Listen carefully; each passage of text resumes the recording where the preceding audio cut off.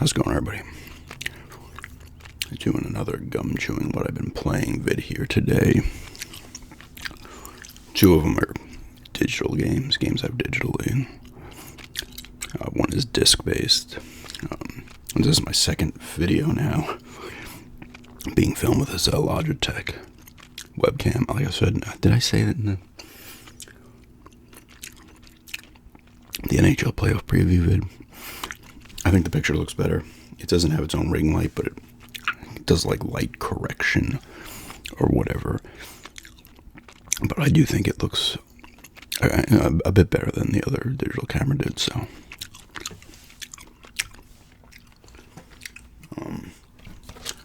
first game I'm playing is PS5 game, Ratchet and Clank Rift Apart. I jumped back into this.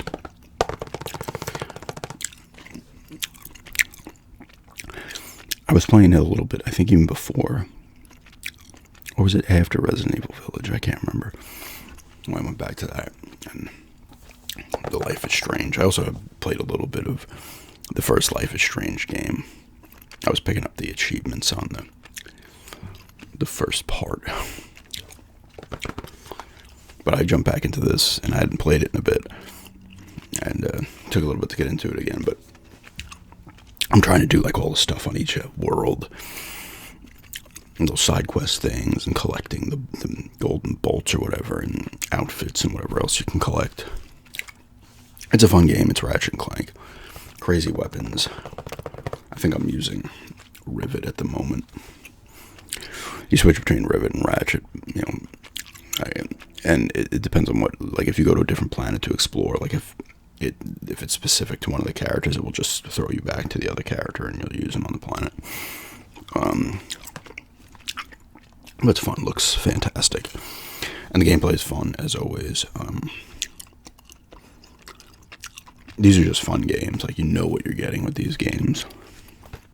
Explosions, you know, crazy weapons, gorgeous environments, and everything else. Just a good looking game, and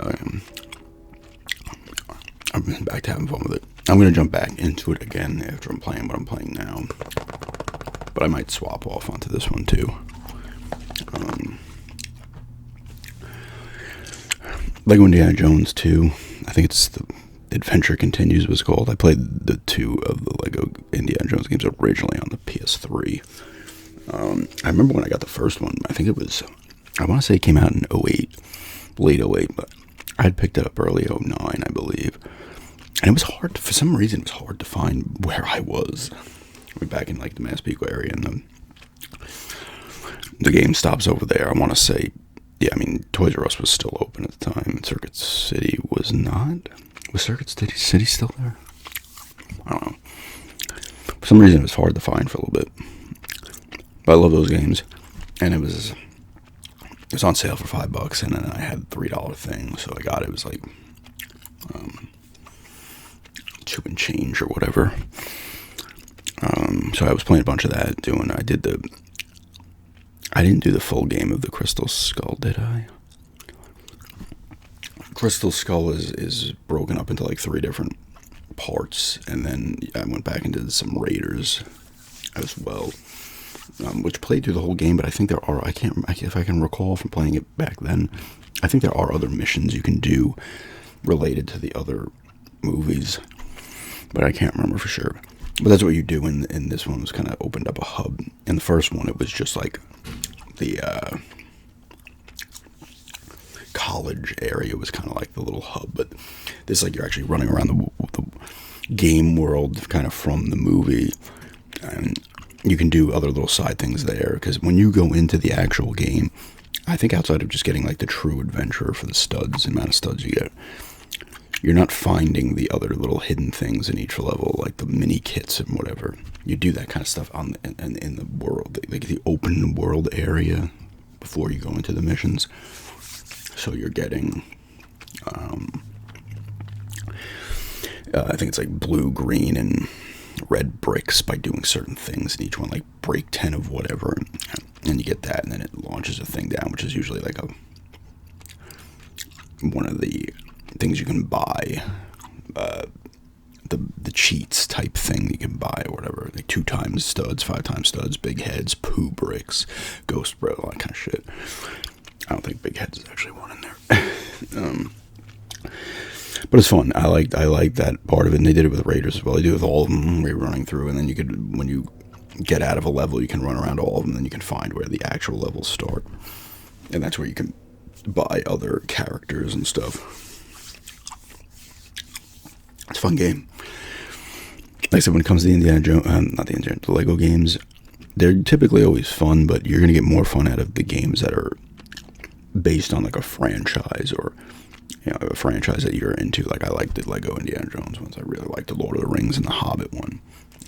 I love most of the Star Wars ones. I haven't played all of them, but the first 2, the original trilogy, the first one, and then the complete saga. I only played a little bit of Lego Star Wars 3, which I think was based on the Clone Wars and maybe some other thrown in missions from other movies. I did play some of the Force Awakens one, which was cool, but I think I'd rented it from GameFly and just sent it back. And then I played a good amount of the Star Wars Skywalker Saga. I think it was on Game Pass at some point. And that was cool, but that was almost overwhelming because it was huge, like the whole galaxy going and doing all different stuff.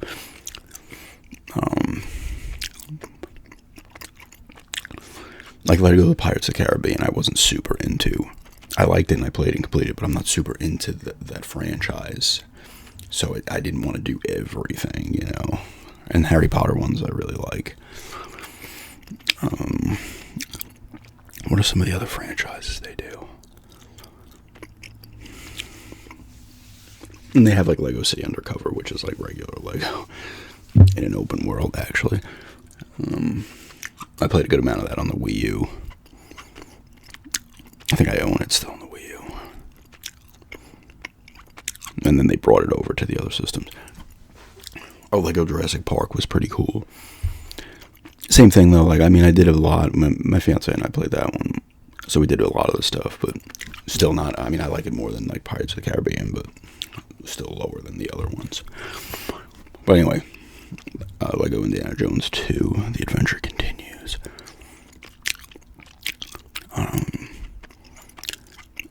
And the third game I was playing some of it earlier today. Actually, I picked it up after.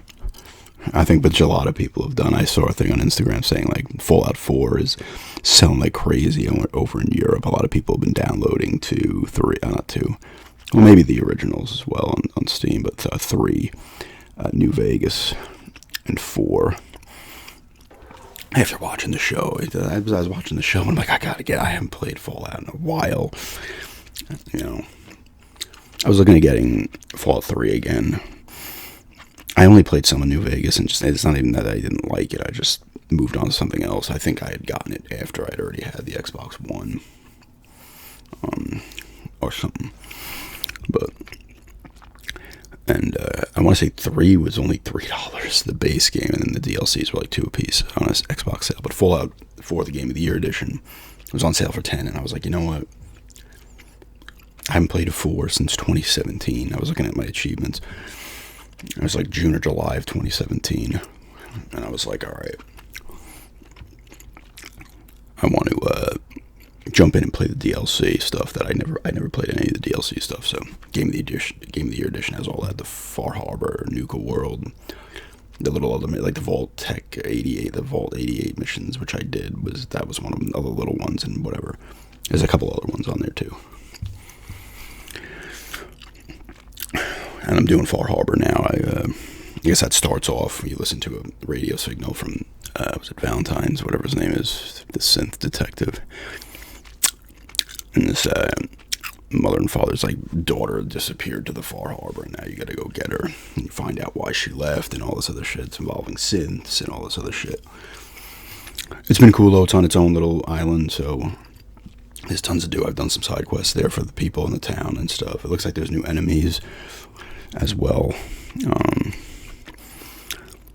but kind of fun getting back into that. A little annoying because it's just Fallout, these games. Even 3, I remember playing 3. I never played the first 2, and I know the first 2 differ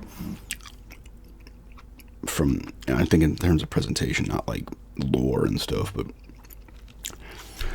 I think they were top down. But the first two top down games, like I said, you know what? I don't know for sure. But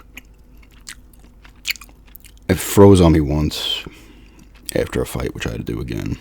I went to help out a settlement, as always, right? Everybody, was his name Preston Garvey? He always needs your help. The settlement's always getting fucking attacked. But it froze there. It was hitching a bunch of times. It was some other crap. It's just classic freaking Bethesda open world glitches and running like shit at times. But it's still fun as shit, you know. You're playing it and you're running around. Graphically, it honestly doesn't look that great anymore. Even 7 years after it came out. I'm trying to think back of it, how good it actually looked when it came out. Not to say it's an ugly game, but even compared to games at the time that came out, I feel like it didn't look as great.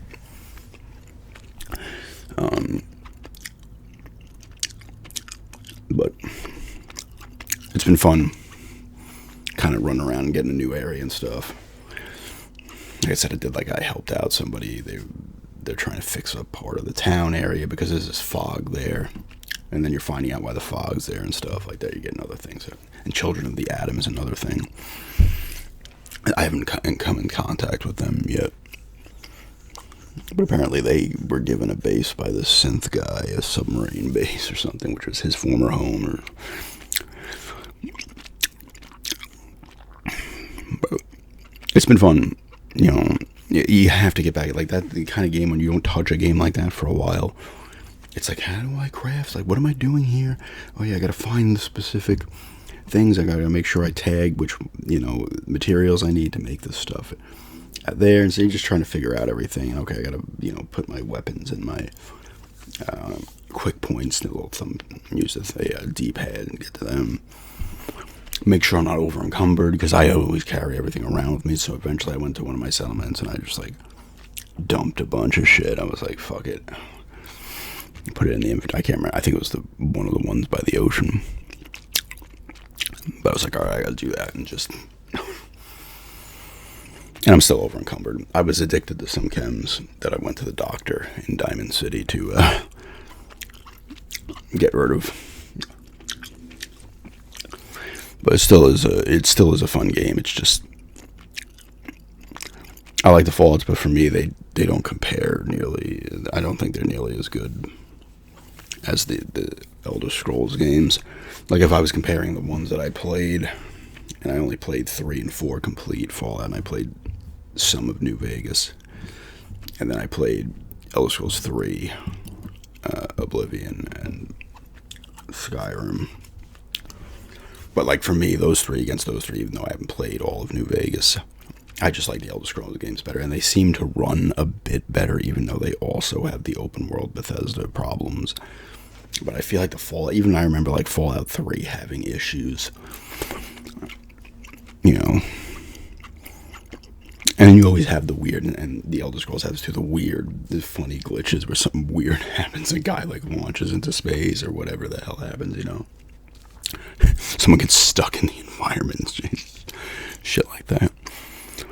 But it's been fun going back to it, and like I said, I was like, you know what, kudos to the show, because I think a lot of people were like, I want to play some Fallout, because a lot of people, unless you're playing Fallout 76, because I know they add updates to that, because it's the online one.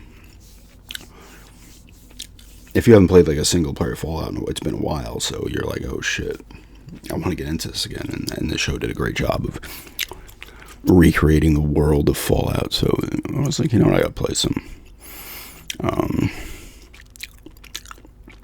I had pretty good fun with it. I don't know what I'm going to play after. I'll probably try to do as much as this as possible and screw around with Ratchet and Clank and probably Lego Indiana Jones. I might just do those 3 games before we leave in June. Permanent leave, but to go down to North Carolina permanently. So I don't want to, I was looking at maybe getting Deathmark 2 before then, but I might just wait till then. And a Dragon Infinite Wealth. Those might be the 2 games that I kind of, when we first get down there and everything's settled, those might be the games I kind of start off with down there, getting into and playing. It has the first kind of gaming-related memories to a house. But anyway, That's just some game, what I've been playing, Ratchet and Clank Rift Apart. This is a fantastic game. If you have PS5 and you haven't played this, give it a go. It's awesome. And I feel like most people who are into Fallout have played 4. The only reason I got it again is because I wanted to play. And I did almost everything in 4. Like I even had save set up so I can do like the other stuff with it when it branches off. You can follow this group or that group. I know there's like the Railroad, the Brotherhood of Steel, the Institute. There might be somebody else too. Oh, well, you have the Minutemen stuff with Preston Garvey and them. I did most of, I think, all that stuff. I think I had like 780 out of the original 1,000 achievement points. But anyway, yeah. No, thanks for checking us out, and have a good day.